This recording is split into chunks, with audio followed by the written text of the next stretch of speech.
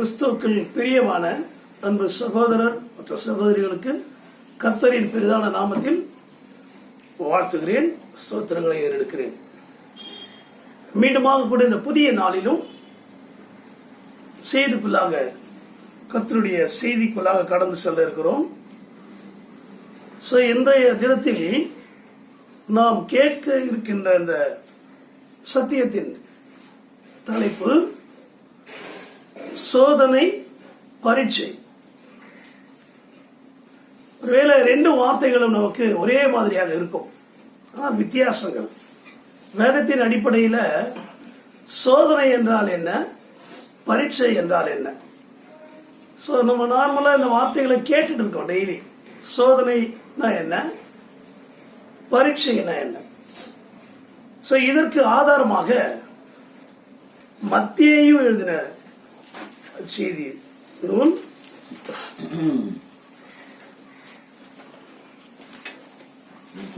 மத்தேயு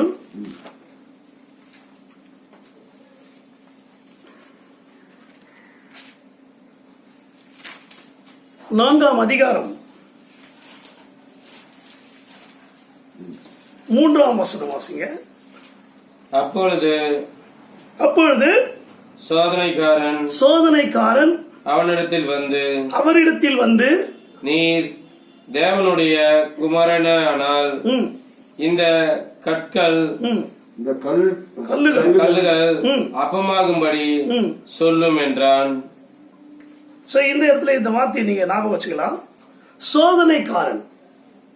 அப்படியானால் இந்த சோதனை என்று சொல்லுகின்ற வார்த்தை சாத்தானோடு சம்பந்தப்பட்ட ஒரு வார்த்தையாக இருக்கிறது. ஒரு ரெஃபரன்ஸ் அப்படி கொடுக்கிறாங்க. சோதனை என்று சொல்லும்போது அதுக்கு தனியா ஒரு வார்த்தை டெம்டிங் என்று சொல்லுகிறார்கள். டெம்டிங் என்று சொன்னாலே சோதனை. இந்த சோதனை எதற்காக கொடுக்கிறதுனா அதனுடைய விளைவு எப்படி இருக்குமா, நெகட்டிவா இருக்குமா, எதிர்மறையான விளைவுகளை கொடுக்கின்ற ஒரு வார்த்தை தான் இந்த சோதனை. அடுத்தபடியாக இந்த வார்த்தையை வாசிங்க. 7வது வார்த்தை. அதற்கு இயேசு உன் தேவனாகிய கர்த்தரை பரீட்சை பாராதிருப்பாயாக என்று எழுதியிருக்கிறது என்றார். ஆமென். அங்கே சோதனைக்காரன் என்று சொல்லுகின்ற வார்த்தை இங்கு பரீட்சை பாராதிருப்பாயாக என்று சொல்லி முடிக்கிறார். அப்படியானால் இரண்டு வார்த்தைகளுக்கு உள்ள ஒரு அர்த்தத்தை பார்க்கும் பொழுது யாரெல்லாம் பரீட்சிக்கப்படுகிறார்களோ அவர்களுடைய பின்னான ரிசல்ட் எப்படி இருக்குமா, பாசிட்டிவா இருக்குமா. அப்ப பரீட்சை என்பது இயேசுவால் கொடுக்கப்படுகின்ற நமக்கு கொடுக்கின்ற ஒரு நிகழ்வு தான் பரீட்சை. சோதனை என்பது சாத்தான் மூலமாக கொடுக்கப்படுகிறது. அப்படியானால் இப்படி நம்ம புரிஞ்சுக்கலாம். ஆதாம், அதாவது ஏதேன் தோட்டத்திலே ஆதாமும் ஏவாளும் இருக்கின்ற அந்த சமயத்துல இயேசு கிறிஸ்து வரும்போது இந்த நிகழ்வு நமக்கு நன்றாக தெரியும். இந்த ஒரு அதிகாரத்துல கூட அவரை சோதிக்கும்படி கூட்டிட்டு போறான் சாத்தான் மலையின். ரைட். அப்ப இந்த ஏவாளானவள் சர்பத்தினால் என்ன பண்ணப்படுகிறான், சோதிக்கப்பட்டு வஞ்சிக்கப்படுகிறான். அப்படியானால் இந்த சோதனை என்ற வார்த்தை இதனுடைய விளைவு என்னன்னு பாத்தீங்கன்னா எல்லாத்தையும் இழந்துடுறாங்க, தோட்டத்தை விட்டு அடிக்கிறாங்க.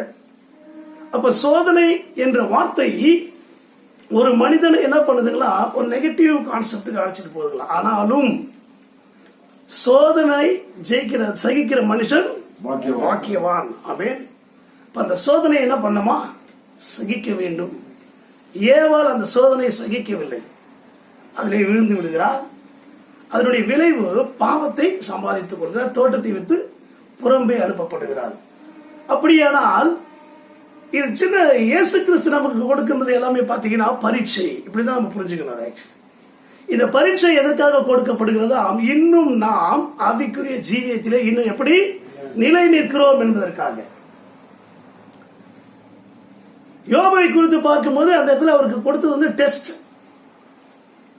பைபிள்ல அதிக வசனங்களை வாசிக்கும் போது யாரெல்லாம் பரீட்சைக்கு உள்ளாக்கப்பட்டார்களோ அவர்கள் ஆசீர்வாதத்தை பெற்றுக் கொண்டார்கள். ஆமென்.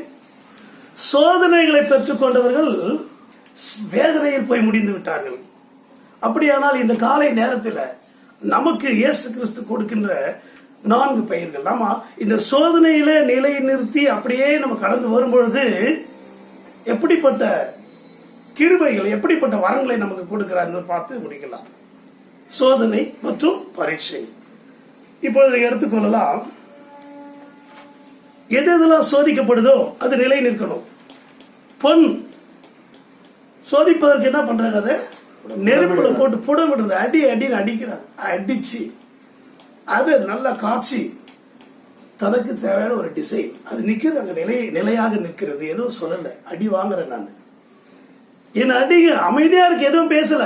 ஒருவேளை நம்ம நினைக்கலாம் அதுக்கு வாய் இருந்தா பேசி இருக்குமே, அப்படி ரியாக்ட் பண்ணும். இயற்கை பேச முடியல, நமக்கு என்ன பண்ணுமா? ரியாக்ட் பண்ணுமா? அது நம்மளுடைய செய்கை காமிக்கும்.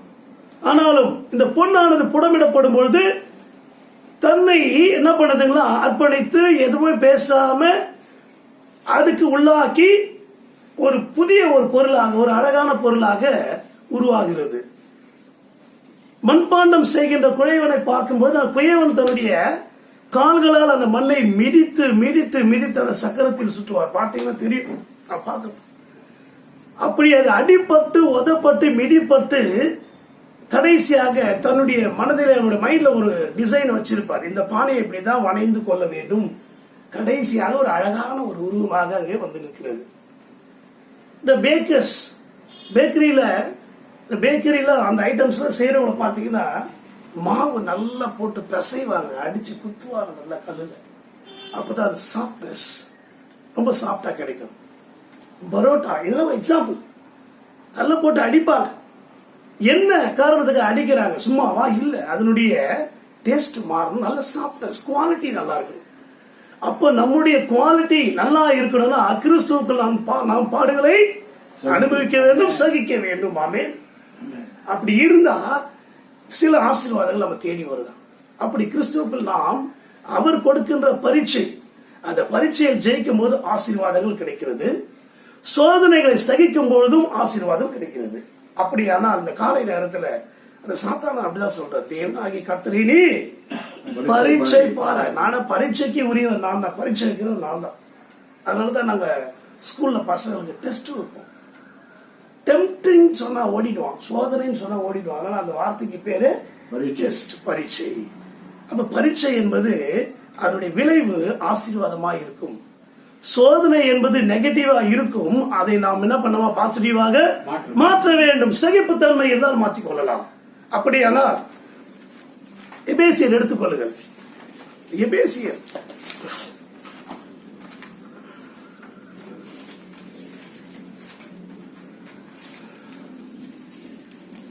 எபேசியர் 1 அதிகாரம் 3 வசனம். நம்முடைய கர்த்தராகிய இயேசு கிறிஸ்துவின் பிதாவாகிய தேவனுக்கு ஸ்தோத்திரம். அவர் கிறிஸ்துவுக்குள் உன்னதங்களிலே ஆவிக்குரிய சகல ஆசீர்வாதத்தினாலும் நம்மை ஆசீர்வதித்திருக்கிறார். ஆசீர்வதிக்கிறார் அல்ல, ஆசீர்வதித்திருக்கிறார். ஏற்கனவே நம்மள என்ன பண்ணிருக்காரு? ஆசீர்வதித்திருக்கிறார். ஆமென். அப்படியானால் அவரை நாம் சார்ந்து அவர் கொடுக்கிற அந்த பரீட்சையிலே நம்ம ஜெயிக்கும் போது என்ன கொடுக்கிறார்? ஃபர்ஸ்ட் ஆசீர்வாதம். என்ன மாதிரி ஆசீர்வாதம் பாருங்க? ஆவிக்குரிய சகல ஆசீர்வாதம். பூமிக்குரியன்னு சொல்லுறாங்க, நல்லா கவனிக்கணும். ஆவிக்குரிய சகல ஆசீர்வாதங்களும், அது ஆவியின் வரங்களா இருக்கட்டும், பேசுகின்ற வார்த்தை, ஒவ்வொரு டேலண்ட், எல்லா டேலண்ட், கிறிஸ்துக்கள் எப்படி வளர வேண்டும், எப்படி பேச வேண்டும், எப்படி நடக்க வேண்டும், இது எல்லாமே வரங்கள் தான். கிறிஸ்துக்கள் வளரும் பொழுது இந்த காரியங்கள்லாம் மாற்றம் தெரியணும். அப்ப சகல ஆவியின் ஆசீர்வாதங்களால் நம்மை நிறைத்திருக்கிறார், கொடுக்கப்பட்டிருக்கிறது ஏற்கனவே ஆசீர்வாதம். அப்படியானால் நாம் இந்த காலை நேரத்திலே ஆசீர்வதிக்கப்பட்டவர்கள். ஆமென். இந்த ஆசீர்வாதத்தை பெற்றுக்கொண்டவர்கள் மாத்திரமல்ல. அடுத்த வசனத்தை வாசிக்கலாம், 4வது வசனம். தமக்கு முன்பாக நாம் அன்பில் பரிசுத்தம் உள்ளவர்களும் குற்றமில்லாதவர்களுமாய் இருப்பதற்கு அவர் உலக தோற்றத்துக்கு முன்னே கிறிஸ்துவுக்குள் நம்மை தெரிந்து கொண்டபடியே. கிறிஸ்துவுக்குள் நாம் தெரிந்து கொள்ளப்பட்டவர்கள். அப்போ நம்ம தெரிந்து கொள்ளப்பட்டவர்கள் என்பதால் மாத்திரமே நம்ம என்ன பண்ணிருக்காரா? ஆசீர்வதித்திருக்கிறார். எப்ப தெரிந்து கொண்டாரா பாருங்க, அது ஒரு டேட் அங்க மென்ஷன் பண்றாரு. உலக தோற்றத்திற்கு முன்னே. ஆமா. இந்த உலகம் தோன்றுவதற்கு முன்பே ஒருத்தர் நம்ம தெரிஞ்சுக்க முடியுமா அப்படின்னு கேட்டா முடியும். அவருக்கு இயேசு கிறிஸ்துவால் மாத்திரமே முடியும். ஆமென். சில பேர் பாத்தீங்கன்னா பிள்ளை பெருமுன் பெயர் வச்சிருவான் அவசரப்பட்டு. அது பையனா பிறக்கும், பாக்கி லட்சணம் வச்சிருப்பான். அது பையனா பிறந்துடும். ஆனா எதுவும் நடக்காததுக்கு முன்னாடி எல்லாத்தையும் சரியாக மாற்றுகிறார். சரியாக மிக துல்லியமாக கணிக்கிறவர் யாருன்னு கேட்டீங்கன்னா இயேசு கிறிஸ்து மாத்திரமே. ஆமென். அதான் சொல்ற, உங்களை நான் உலகம் தோன்றுவதற்கு முன்னதாக முன்குறித்தேன். நாம் முன்குறிக்கப்பட்டவர்கள், நாம் ஆசீர்வதிக்கப்பட்டவர்கள். 7ஆம் வசனம், அவருடைய கிருபையின் ஐஸ்வரியத்தின்படியே இவருடைய இரக்கத்தினாலே பாவ மன்னிப்பாகிய மீட்பு இவர்களுக்குள் நமக்கு உண்டாயிருக்கிறது. இவருக்குள் நமக்கு உண்டாயிருக்கு. யாருக்குள்? இயேசு கிறிஸ்துவுக்குள், அவருக்குள் நமக்கு என்ன கிடைச்சிருக்குங்களா? மீட்பு. நாம் மீட்கப்பட்டவர்கள், ஆசீர்வதிக்கப்பட்டவர்கள், தெரிந்து கொள்ளப்பட்டவர்கள், மீட்கப்பட்டவர்கள். அப்படியால் இந்த காலை நேரத்தில் இப்படிப்பட்ட ஒரு ஆசீர்வாதம் நம்ம தேடி வருமே. ஆனால் அவர் கொடுக்கின்ற சின்ன சின்ன டெஸ்ட்ல நம்ம என்ன பண்ணுமா? நிலை நிறுத்தி. அதுதான் சொல்றார் யோவான்ல, என்னில் நிலைத்திருங்கள், நானும் உங்களில் நிலைத்திருக்கிறேன். நிலைத்திருக்கிறது ரொம்ப நல்ல விஷயம். அது ஒரு கண்டினியூஸ் ப்ராசஸ், தொடர்ந்து நடைபெறுகின்ற ஒரு செயல். அது இன்னைக்கு ஒரு மாதிரி நாளைக்கு ஒரு மாதிரி இருந்தா அது நிலைச்சிருத்தல், அது கீழே விழுந்துடும். ஆனால் கிறிஸ்துவுக்குள் நிலைத்திருப்பது என்பது எப்படிங்களா? அது ரொம்ப ஸ்ட்ராங்கா இருக்கும். எந்த புயல் அடிச்சாலும் நமக்கு எதுவுமே டிஸ்டர்பன்ஸே இருக்காது, ஃப்ரீயா இருக்கும் மைண்ட். கிறிஸ்துவுக்குள் நிலைத்திருக்கும் போது ஆசீர்வதிக்கப்பட்ட நாம், மீட்கப்பட்ட நாம், தெரிந்து கொள்ளப்பட்ட நாம். கடைசியா ஒரு ஆசீர்வாதத்தோட முடிக்கிறார் பாருங்க, 8ஆம் வசனம். அந்த கிருபையை அவர் சகல ஞானத்தோடும் புத்தியோடும் எங்களிடத்தில் பெருக பண்ணினார். கிருபை பெற்றவர்கள் கிறிஸ்தவர்கள். நம்ம கிறிஸ்துவுக்குள் நம்மளாம் ஸ்பெஷலுங்க. we are special people in Christ. கிறிஸ்துவுக்குள் நம்மளாம் யாரா? ஸ்பெஷல். ஸ்பெஷல் என்ற வார்த்தை எதுக்கு சொல்லுவோம்னு கேட்டீங்கன்னா, பாத்தீங்கன்னா நம்ம சாதாரணமா யூஸ் பண்ணுவோம். பிரதர் இங்க வேணா அந்த இடத்துக்கு போங்க, ரொம்ப ஸ்பெஷலா போங்க, சரவண பவன் போங்க, ஸ்பெஷல் கேட்கறான். ஸ்பெஷல் சாப்பாடா, ஆர்டினரி சாப்பாடா? அப்படியான ஸ்பெஷல் என்றால் ஏதோ இருக்கு, குவாலிட்டி இருக்கு, குவான்டிட்டி இருக்கு, டேஸ்ட் மாறாது, நிறம், சுவை, திடம், அது எல்லாமே அங்க இருக்கும். அப்படியான இந்த காலை நேரத்தில் டேஸ்ட் எதுவுமே மாறல, அப்படியே இருக்கு. கிறிஸ்துவுக்குள் நாம யாரும் கேட்டீங்கன்னா ஸ்பெஷலிஸ்ட். நம்மள ஸ்பெஷலைஸ்ட் பீப்புள். அந்த ஸ்பெஷாலிட்டி நம்ம கிட்ட இருக்கிறதுனால தான் இந்த ஆசீர்வாதம் நம்ம காலையில் கொடுக்கிறார். உலக தோற்றத்துக்கு முன்னதாக தெரிந்து கொண்டார், மீட்பை கொடுத்திருக்கிறார். இதெல்லாம் கொடுத்துட்டு அவர் சொல்ற ஒரு வார்த்தை அழகா, நான் உங்களை பரீட்சை பார்க்கும் போது நீங்கள் அதிலிருந்து வழுவி விலகி போக வேண்டாம். இதுதான் நல்ல விஷயம். பிரதர் ஒருத்தர் கேட்கிற, பிரதர் நான் உங்களுக்கு செய்யறேன், கொடுத்துடுறேன், வாங்கிடுறேன். அதுக்கப்புறம் அவருக்கு கம்யூனிகேஷனே இல்லாம போயிடுறேன், தொடர்பே இல்லாம போயிடுறேன். அது அல்ல. அந்த அன்பிலே நிலைத்திருங்கள். அதுக்குதான் பிரதானம். அன்பே பிரதானம். இது மாத்திரமே அதிகமா கொடுத்தீங்கன்னா ரிட்டர்ன்ஸ் நிறைய கிடைக்கும். கோபத்தை நீங்க ஒண்ணு கொடுத்தீங்கன்னா அதனுடைய விளைவு மோசமா இருக்கும். அன்பை நீங்க கொடுக்கும்போது அது விருத்தி ஆகும், அழுகும், பெருகும், கர்த்தருடைய ஆசீர்வாதத்தில் நம்மை வழி நடத்தும். இந்த காலை நேரத்தில் ஒருவேளை நீங்கள் சோதிக்கப்படும் பொழுது அதிலே நிலைத்திருக்க வேண்டும். அப்ப நிலைத்திருக்க வேண்டும் என்றால் நம்ம என்ன செய்யணுமா? வசனங்கள் மாத்திரமே. அதனாலதான் அவர் சொல்றார் கடைசியா மத்தியில சொல்லும் போது, தேவனுடைய வாயிலிருந்து புறப்படுகிற ஒவ்வொரு வார்த்தையினாலும் மனுஷன் பிழைப்பான். ஆமென். அப்பொழுது பூமியில பிழைத்திருக்க வேண்டுமானால் வசனங்களை தியானிப்பது நமக்கு நலமாய் இருக்கும். இந்த வசனம் தான் நமக்கு ஆகாரம். இதுதான் ஆகாரம். இந்த ஆகாரம் ஆவிக்குரிய ஆகாரம். சரீரத்துக்கு மாத்திரமல்ல, ஒவ்வொரு அவயவத்திற்கும் நமக்கு அது ஒரு ஆகாரமாக இருக்கிறது கிறிஸ்துவனுடைய வார்த்தைகள். ஒருவேளை நம்ம சொல்லுவோம், கடவுள் ரொம்ப சோதிக்கிறார், அந்த வார்த்தையை தயவு செய்து சொல்ல வேண்டாம். கடவுள் என்னை பரீட்சை பார்க்கிறான்னு சொன்னீங்க, சரியாக இருக்கும். ஏனென்றால் அவரை பரீட்சை பார்ப்பது எதுக்கு தெரியுங்களா? நம்மளுடைய விசுவாசத்தினுடைய மீட்டர் அளவு எப்படி இருக்குன்னு சின்ன ஒரு டெஸ்ட் கொடுக்கிறார். நிறைய இடத்துல பாருங்க. அதுக்கப்புறம் பேதுருவா கடலை நடந்து வர கீழே விழுந்துடுற. விசுவாசத்தினுடைய அளவு குறையும் பொழுது நாம் கீழே விழுகிறோம். உடனே கையை பிடிச்சி நான் தூக்கி விடுறேன். அங்க விட்டுற மாட்டார். ஏனென்றால் நாம் கிறிஸ்துவுக்குள் ஸ்பெஷல், அவருக்குள் நாம் ஸ்பெஷல். தெரிந்து கொள்ளப்பட்டவர்கள், அழைக்கப்பட்டவர்கள், கிருபை பெற்றவர்கள். இப்படிப்பட்ட ஆசீர்வாதம் இந்த காலையில் நமக்கு வேண்டுமானால் அவருடைய பலத்த கைக்குள் அடங்கியிருங்கள்.